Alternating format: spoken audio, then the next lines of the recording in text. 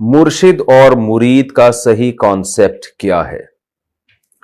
انہوں نے نام نہیں لکھا اپنا. کہتے ہیں جی مرشد اور مرید کا کانسیپٹ کیا ہے، اس میں کیا کرنا ہوتا ہے، اس بارے میں وضاحت فرما دیں. دیکھیے جیسے فقہ کے 4 سلسلے ہیں نا، حنفی، مالکی، شافعی، حنبلی، اسی طرح تصوف کے بھی 4 سلسلے ہیں، نقشبندی، سہروردی، قادری اور چشتی. تو فقہ کے 4 سلسلے کیا ہیں؟ قرآن و سنت کی جب تشریحات ہوئی ہیں، صحابہ کے دور میں تو جس کو جس مفتی پہ اعتماد ہوتا تھا وہ اس کے فتوے پر عمل کیا کرتے تھے. لیکن پھر اسلامی حکومتیں پھیلنا شروع ہوئیں، اس بات کی ضرورت محسوس ہوئی کہ اسلامی قانون کو باقاعدہ ریٹن فارم میں لایا جائے.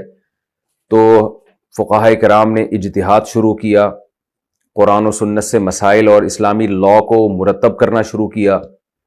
تو بہت سارے مسائل میں چاروں فقہاء کا اتفاق ہو گیا، اور کچھ مسائل میں ایسا ہوا کہ امام ابو حنیفہ اور امام شافعی وہ ایک طرف، امام احمد بن حنبل، امام مالک ایک طرف.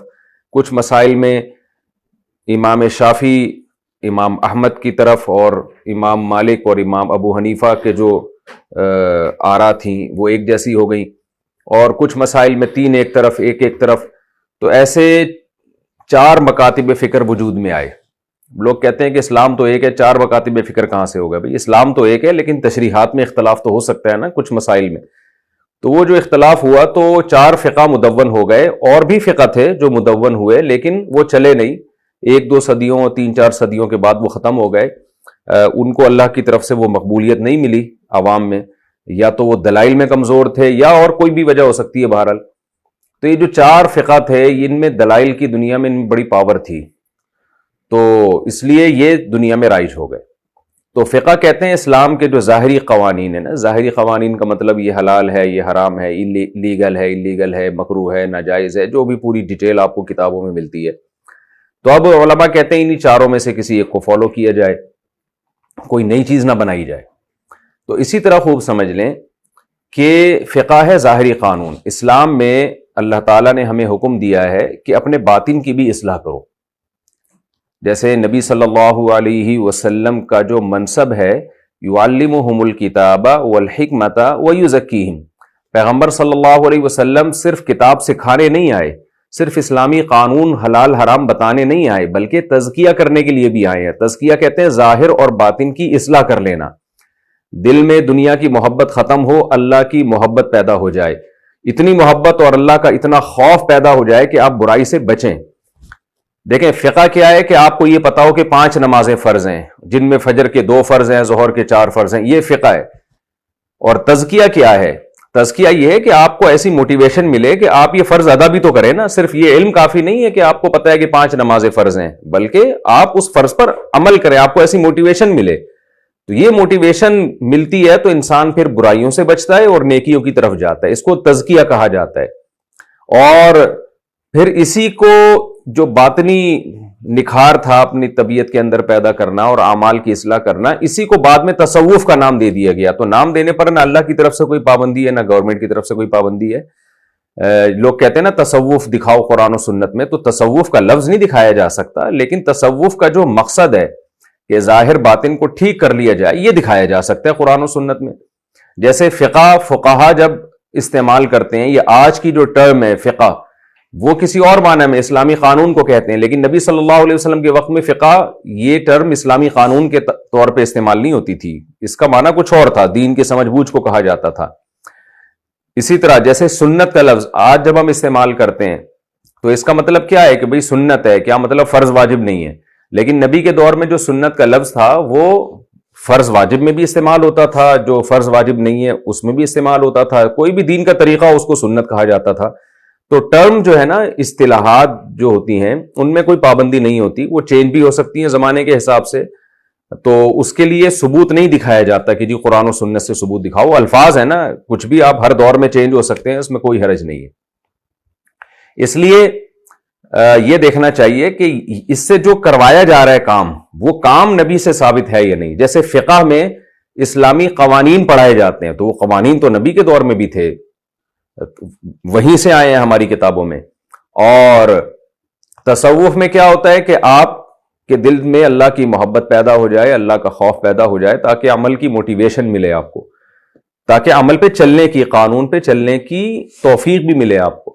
تو اس عمل کو تصوف کہا جانے لگا. اور جو لوگ اللہ اللہ کیا کرتے تھے, لوگوں کو اللہ اللہ سکھایا کرتے تھے, وہ صوفی کہلانے لگے. تو ایک ٹرم ایجاد ہو گئی. اب تو ہر داڑھی والے کو لوگ کہہ رہے ہیں صوفی صاحب, کوئی بھی ذرا شکل سے نیک سا لگ رہا ہوتا ہے اس کو صوفی کہنا شروع کر دیتے ہیں. تو کوئی حرج نہیں ہے اس میں. تو اس میں جیسے فقہ میں 4 سلسلے مشہور ہوئے, حنفی, مالکی, شافعی, حنبلی, ایسے ہی تصوف میں بھی 4 سلسلے بہت زیادہ مشہور ہوئے جو 4 بزرگان دین کی طرف منسوب ہیں. اس میں نقشبندی, سہروردی, چشتی اور قادری, یہ 4 بہت زیادہ مقبول ہوئے. جیسے فقہ میں اور بھی سلسلے تھے لیکن ختم ہو گئے, تو تصوف میں بھی اور بھی سلسلے تھے لیکن ان کو زیادہ پذیرائی نہیں ملی. تو ان 4 سلاسل میں بہت بڑے بڑے علماء پیدا ہوئے جنہوں نے, جو لاکھوں لوگوں کی اصلاح کا ذریعہ بنے ہیں, لاکھوں غیر مسلموں کے اسلام میں آنے کا ذریعہ بنے ہیں, لاکھوں لوگوں نے, گناہگاروں نے ان کے ہاتھ پہ توبہ کی ہے, اللہ اللہ کرنا سیکھا ہے اور برائیوں سے اپنے آپ کو بچایا ہے. آپ ماضی میں اگر جتنی بھی بڑی شخصیات کو اٹھا کے دیکھیں گے نا, جن سے کوئی تجدیدی کام اللہ نے لیا ہے بہت بڑا, تو وہ انہی سلسلوں میں آپ کو نظر آئیں گے کہ انہی میں سے کسی بزرگ کے ہاتھ میں وہ بیعت ہوئے اور ان سے اصلاح لی انہوں نے, اور اللہ نے ان سے بڑا کام لیا پھر. لیکن اس بارے میں خوب ایک بات اچھی طرح سمجھ لیں کہ تصوف میں بنیادی مقصد کیا ہے, اپنی اصلاح کرنا ہے. تو اگر کوئی اپنی اصلاح نہیں کرتا اور انہی سلسلوں کو مقصد سمجھنا شروع کر دیتا ہے تو وہ گمراہ شخص ہے. اور اگر کوئی ان سلسلوں میں سے کسی سلسلے میں کسی بزرگ کے ہاتھ پہ بیعت نہیں ہوتا لیکن اصلاح اس کی ہو جاتی ہے تو وہ کامیاب ہے, کیونکہ یہ سلاسل مقصود نہیں ہے. وجہ اس کی ہے, میں یہ اس لیے بتا رہا ہوں کہ ان سلسلوں میں بھی غلو بہت پیدا ہوا ہے, بدعتیں بھی بہت پیدا ہوئی ہیں, اور بہت سی گمراہیوں کی طرف بھی یہ لوگ لے کر گئے ہیں. ان میں سے بعض لوگ بدعتوں میں صوفیوں نے بہت زیادہ کام کیا, یعنی بہت زیادہ بدعتوں کو سوسائٹی میں رائج کیا انہوں نے. تو اس لیے ان سلاسل میں اگر کسی سے بیعت ہونا چاہتے ہوں اپنی اصلاح کے لیے تو 3 باتوں کا خیال کرنا ضروری ہے. نمبر 1, یہ ذہن میں رکھا جائے کہ بیعت ہونا یہ ذریعہ مقصود ہے, یہ مقصود نہیں ہے, مقصد ہے اپنی اصلاح. ایک آدمی جو بیعت نہیں ہوا کسی بزرگ کے ہاتھ پہ لیکن وہ سارے گناہوں کو چھوڑ دیا اس نے اور فرائض واجبات وہ پورے کرنا اس نے شروع کر دیے تو وہ جنت میں جائے گا. لیکن ایک آدمی جو کسی سلسلے کے بزرگ سے بیعت ہو گیا لیکن وہ گناہوں سے نہیں بچتا اور برائیوں سے نہیں بچتا تو اس کا خطرہ ہے کہ یہ جہنم میں جائے گا.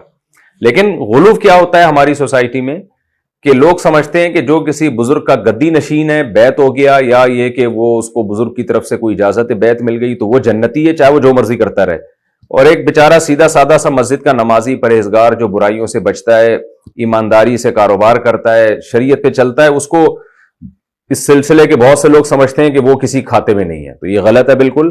مقصد کو دیکھا جائے گا, ذریعہ مقصد کو نہیں دیکھا جائے گا. تو ایک بات تو یہ ہے کہ یہ عقیدہ صحیح رکھے کہ اصل ہے شریعت پہ عمل. نمبر 2, جب بھی کسی ان 4 سلاسل میں کسی بزرگ کے ہاتھ پہ بیعت ہو تو یہ دیکھا جائے کہ خود اس بزرگ کو بیعت کی اجازت اس کے بڑوں کی طرف سے ملی بھی ہے کہ نہیں ملی ہے. اگر اجازت نہیں ملی ہے پھر بھی یہ لوگوں کو بیعت کر رہا ہے تو یہ حب جاہ کا مریض ہے, اور یعنی یہ تو خود ٹھیک نہیں ہے. جب تک کوئی انسان اپنے بارے میں خود تھوڑی فیصلہ کرے گا کہ میں بہت بڑا بزرگ بن گیا ہوں لہذا میں بھی لوگوں کو بزرگ بنا سکتا ہوں. یہ اس کے بڑے اس کے بارے میں فیصلہ کریں گے کہ اس کو بیعت کی اجازت دینی چاہیے کہ نہیں دینی چاہیے. تیسری بات یہ کہ جب کسی کو بیعت کی اجازت دی جاتی ہے کہ کسی بڑے بزرگ کی طرف سے کہ آپ بھی لوگوں کو بیعت کر سکتے ہیں, تو یہ بیعت کی اجازت دینا کوئی اسٹیمپ نہیں ہوتی کہ یہ بہت بڑا بزرگ بن گیا ہے, بلکہ یہ بڑے مشائخ کا اس کے بارے میں یہ خیال ہوتا ہے کہ اس کے اندر اتنی صلاحیت ہے کہ اگر یہ لوگوں کو بیعت کرنا شروع کر دے تو یہ لوگوں کی ٹریننگ کر سکتا ہے, یہ لوگوں کی اصلاح کر سکتا ہے. تو یہ خیال ہوتا ہے ان کا, غالب گمان ہوتا ہے, اور عام طور پر یہ خیال ٹھیک ہی ثابت ہوتا ہے. لیکن یہ غلط بھی ہو سکتا ہے کہ وہ اس قابل نہ ہو, کیونکہ یہ وہی تو ہے نہیں, یہ تو اپنی ایک رائے ہے, اور رائے صحیح بھی ہو سکتی ہے, غلط بھی ہو سکتی ہے. تو یہ چند باتوں کا اگر اہتمام کیا جائے نا تو پھر بیعت ہونے میں بہت زیادہ فائدے ہیں کسی کو مرشد بنانا. تو بہشتی زیور میں کچھ علامتیں لکھی ہوئی ہیں کہ کن لوگوں سے بیعت ہونا چاہیے اور کن لوگوں سے بیعت ہونے سے فائدہ ہوتا ہے, کن بزرگوں سے. وہ بہشتی زیور میں وہ صفحہ لازمی پڑھیں، اور پھر اس کے حساب سے کسی ایسے اللہ والے بزرگ کے ہاتھ پہ بیعت ہو جائیں کہ جو خود بھی دین پہ چلتے ہوں، دوسروں کو بھی دین پہ چلاتے ہوں، برائیوں سے بچتے ہوں. ایسا نہ ہو کہ کرامات کے بکھیڑوں میں لوگوں کو بس الجھایا ہوا ہو. تو ایسے شخص سے بیعت ہونے کی شریعت میں اجازت نہیں ہے، کیونکہ وہ خود ہی گمراہ ہے تو آپ کو کہاں سے وہ اس ہدایت پہ لے کر آئے گا.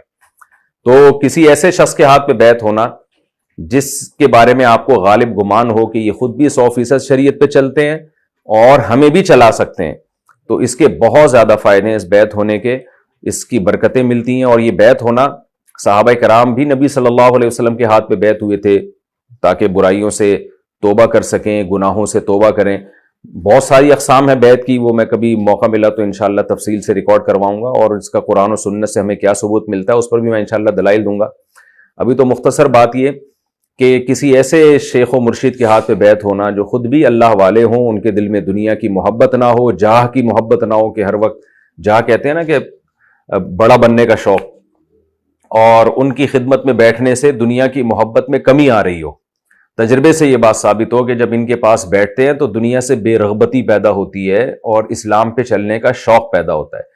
تو جب کسی بزرگ پر ایسا اعتماد پیدا ہو جائے، اور اس زمانے میں تو یہ ضروری ہے کہ بدعتی نہ ہو، کیونکہ تصوف میں بدعتوں کی بہت زیادہ بھرمار ہے، بہت زیادہ بھرمار ہے تصوف میں. ہر بدعتی صوفی نکلے گا، اگر آپ اس کی تحقیق کریں گے نا تو تھوڑی سی کھود کرید کریں گے تو پتہ چلے گا یہ کوئی صوفی ہے. تو آپ دیکھ رہے ہیں نا گدی نشینوں کا حال کیا ہوا ہے آج کل. شریعت تو ہے نہیں، بس گدیاں رہ گئی ہیں اور نشینیاں رہ گئی ہیں. تو میں نے بار بار بتایا کہ اصل چیز ہے شریعت کو فوکس کرنا. تو کسی کو جب مینٹور بنایا جاتا ہے، کسی سے اصلاح لی جاتی ہے، کسی قابل اعتماد شخص سے، تو اس سے بہت زیادہ فائدہ ہوتا ہے. بس اس کا یہ حاصل ہے. ایک دفعہ جب کسی سے بیعت ہو گئے اور اس سے فائدہ ہونا شروع ہوا، بعد میں پتہ چلا کہ جس سے ہم بیعت ہوئے تھے یہ تو شریعت کے خلاف چل رہے ہیں، یا ان کو تو شریعت کا پتہ ہی نہیں ہے، گمراہی پھیلا رہے ہیں، تو وہ بیعت فوراً توڑ دینی چاہیے.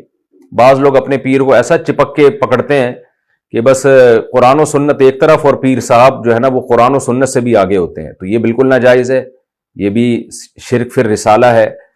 اچھا، ایک اہم بات یہ بھی ہے کہ بعض لوگ کسی ایسے بزرگ سے بیعت ہوتے ہیں جو عالم نہیں ہوتے. تو اگر عالم نہیں ہے جس بزرگ سے آپ بیعت ہو رہے ہیں، تو پھر یہ ضروری ہے کہ آپ کے جو پیر و مرشد ہیں وہ علماء سے مسائل پوچھتے ہوں. اگر وہ علماء سے حلال و حرام نہیں پوچھتے تو بھی وہ گمراہ شخص ہے، کیونکہ خود بھی علم نہیں ہے اور اصحاب علم سے پوچھ بھی نہیں رہا ہے.